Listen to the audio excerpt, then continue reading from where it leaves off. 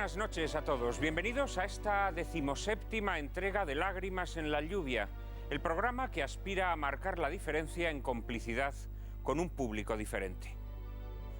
Una de las actitudes más repetidas y lastimosas de los españoles es la condena de su propia historia. En cualquier debate o controversia en el que se analicen hechos de nuestro pasado, nunca falta la voz irredenta que los despacha como acontecimientos de los que conviene avergonzarse. La historia de España en el imaginario colectivo ha quedado fijada como una sucesión de calamidades, regada de estereotipos y tópicos de acuñación generalmente extranjera, que sin embargo los españoles hemos hecho propios. A este cúmulo de tópicos y estereotipos, la leyenda negra, dedicamos hoy nuestro espacio. Julián Juderías, el primer estudioso sistemático de la propaganda negativa que circula sobre la historia de España, definió la leyenda negra como el ambiente creado por los fantásticos relatos que acerca de nuestra patria han visto la luz pública en casi todos los países. Las descripciones grotescas que se han hecho siempre del carácter de los españoles como individuos y como colectividad. La negación, o por lo menos la ignorancia sistemática de cuanto nos es favorable y honroso en las diversas manifestaciones de la cultura y del arte. Las acusaciones que en todo tiempo se han lanzado contra España fundadas en hechos exagerados, mal interpretados o falsos en su totalidad. Y finalmente la afirmación contenida en libros en apariencia respetables y verídicos, y muchas veces reproducida, comentada y ampliada en la prensa extranjera, de que nuestra patria constituye desde el punto de vista de la tolerancia, de la cultura y del progreso político una excepción lamentable dentro del concierto de las naciones europeas. En una palabra, entendemos por leyenda negra la leyenda de la España inquisitorial, ignorante, fanática, cerril, incapaz de figurar entre los pueblos cultos, lo mismo ahora que antes, dispuesta siempre a las represiones violentas. Una España enemiga del progreso y de las innovaciones. Esta leyenda negra empezó a difundirse en el siglo XVI, coincidiendo con el momento de máxima expansión española y con el estallido de la Reforma protestante. Y desde entonces no ha dejado de utilizarse en nuestra contra, especialmente en los momentos más críticos de nuestra vida nacional. Nació de la aversión y la envidia de quienes quisieron disputar el dominio español utilizando la difamación como arma de propaganda y cebándose en determinados personajes como los reyes católicos o Felipe II o en ciertas instituciones como la Inquisición. Pero la difamación del poderoso es achaque corriente entre quienes padecen su poder y pretenden hacerlo culpable de sus desgracias.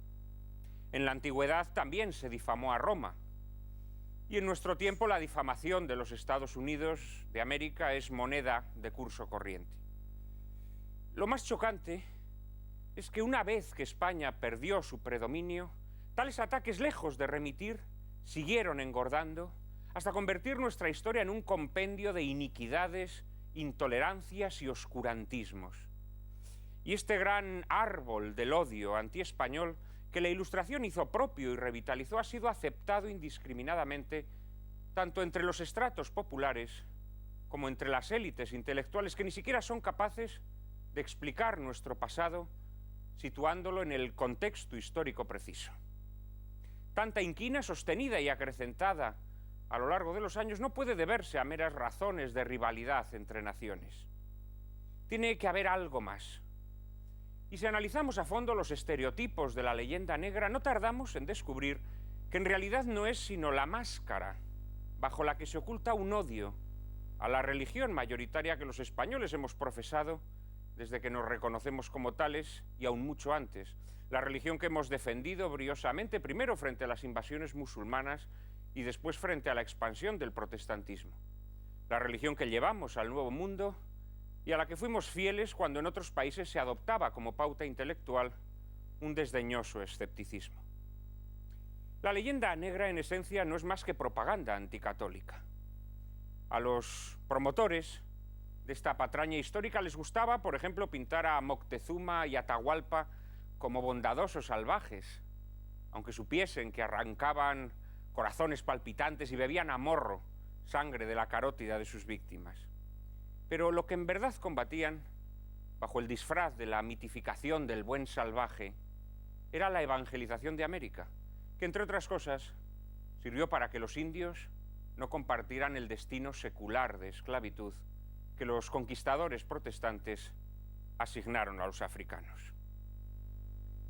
Esta propaganda antiespañola, que en el fondo era propaganda anticatólica, acabaría arraigando entre los propios españoles, siempre aquejados de un cierto complejo de inferioridad que los ha empujado a elogiar desmesuradamente lo extranjero y a denigrar lo propio, hasta adoptar posiciones beligerantes contra su propio país, actitud que se intensificaría en los siglos XIX y XX y que explica algunas de las tragedias de nuestro pasado reciente. El poeta Joaquín Bartrina expresó de forma muy sintética el influjo que la leyenda negra ha ejercido sobre el imaginario español en estos versos. Oyendo hablar a un hombre, fácil es acertar dónde vio la luz del sol. Si habla bien de Inglaterra, será inglés. Si os habla mal de Prusia, es un francés. Y si habla mal de España, es español. Sobre esta leyenda negra que ha logrado que los españoles hablemos mal de nosotros mismos, renegando de nuestro pasado, hablaremos esta noche en compañía de Fernando García de Cortázar, Alfonso Bullón de Mendoza, Andrés Gambra y José Javier Esparza. Les prometo un coloquio formidable, pero antes, como siempre, María Cárcava les anticipa la película que lo ilustrará. Muy buenas noches, Juan Manuel, y muy buenas noches a todos ustedes. Esta noche les proponemos que vean junto a nosotros una película perfecta para abordar el tema que nos convoca, Aguirre, la cólera de Dios. Es un film germano que data de 1972. De la dirección y del guión de la cinta se encarga Werner Herzog, uno de los fundadores junto a Fassbinder del llamado nuevo cine alemán. De Herzog podemos destacar su estilo personalísimo en el que se entremezclan magistralmente ficción y realidad con tratamientos muy cercanos al documental, así como su predilección por los antihéroes, personajes arrolladores y generalmente atormentados cuyas empresas están desde su origen viciadas o destinadas al fracaso.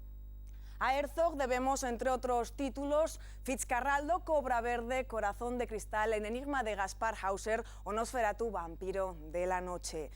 Dentro del universo íntimo de Herzog, la música siempre ha sido concebida como un equivalente en importancia al papel protagonista, y eso se hace evidente en Aguirre, la cólera de Dios. Los encargados de la banda sonora de este film son los alemanes Popol Vuh, un grupo de rock pionero en el uso de instrumentos electrónicos con el que el director llegó a trabajar en 6 ocasiones.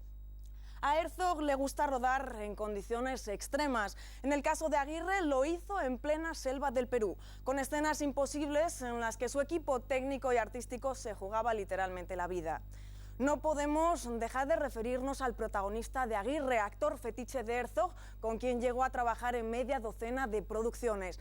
Nos referimos a Klaus Kinski, que interpreta aquí al conquistador español Lope de Aguirre en su particular búsqueda del dorado. Según palabras del propio actor, fue él mismo quien le propuso a Herzog que Lope de Aguirre debía aparecer como un loco tullido, con joroba, con el brazo derecho demasiado largo, el izquierdo demasiado corto y la pierna izquierda más larga que la derecha, para así tener que arrastrarla. Ese Aguirre era en definitiva una creación de Klaus Kinski, ególatra y redento cuyo carácter enfrentado al nada temperado de Herzog hizo correr como la pólvora rumores sobre sus innumerables desencuentros que duraron toda la vida. Kinski contó muchos detalles jugosos sobre el rodaje de esta película. Viajamos amontonados en trenes vetustos, camiones achacosos y autobuses como jaulas. Comíamos y dormíamos al aire libre como cerdos. A veces nos metíamos en barracas de hojalata y otras en cámaras de tortura. Llegamos a olvidarnos de lo que era dormir. Apenas podíamos respirar, ni lavabos ni posibilidades de lavarse. Y todo esto, evidentemente, con un único fin por parte del director: hacer que sus actores viviesen exactamente como consideraba que lo habían hecho los personajes históricos a los que encarnan. Este clima de pesadilla asfixiante en los límites de la resistencia humana es lo que confiere a la película de Herzog su particular tono opresivo, a la vez onírico y de un naturalismo aterrador, consecuencias inolvidables, como la que sirve de colofón a la película, una de las metáforas más aterradoras y la locura megalómana que uno pueda imaginarse. Lope de Aguirre, el personaje que sirvió de inspiración a Herzog, fue un hidalgo vasco de Oñate que viajó al Perú después de que Pizarro volviera a España con la noticia de fabulosos tesoros. Después de ser arrestado y azotado públicamente por infringir las leyes de protección de los indios, Aguirre participó en una expedición para la conquista de la legendaria región de El Dorado, comandada por Pedro de Ursúa, a través del río Marañón. Aguirre, tal vez un loco criminal, acabaría haciéndose con el mando de la expedición y declarándose en guerra contra el Imperio Español, mientras a su paso sembraba el terror entre las poblaciones indias. Se cuenta que llegó a matar a más de 70 miembros de la expedición antes de que finalmente fuera ejecutado, descuartizado y su cadáver echado a los vientos. No es de extrañar que Herzog, que siempre se ha mostrado atraído por los personajes visionarios y en el filo de la verosimilitud, reparase en la figura de Aguirre. Tampoco que Kinski, uno de los malditos más rocambolescos y genialoides de la historia del cine, se encaprichara del personaje utilizándolo como desaguadero de sus obsesiones y manías personales. La extrema dureza en que se desenvolvió el rodaje de Aguirre, La cólera de Dios, sirve a Werner Herzog para plantear uno de sus habituales ejercicios de indagación en los límites de la resistencia humana y para abogar por un cine que alterne el documental con la ficción.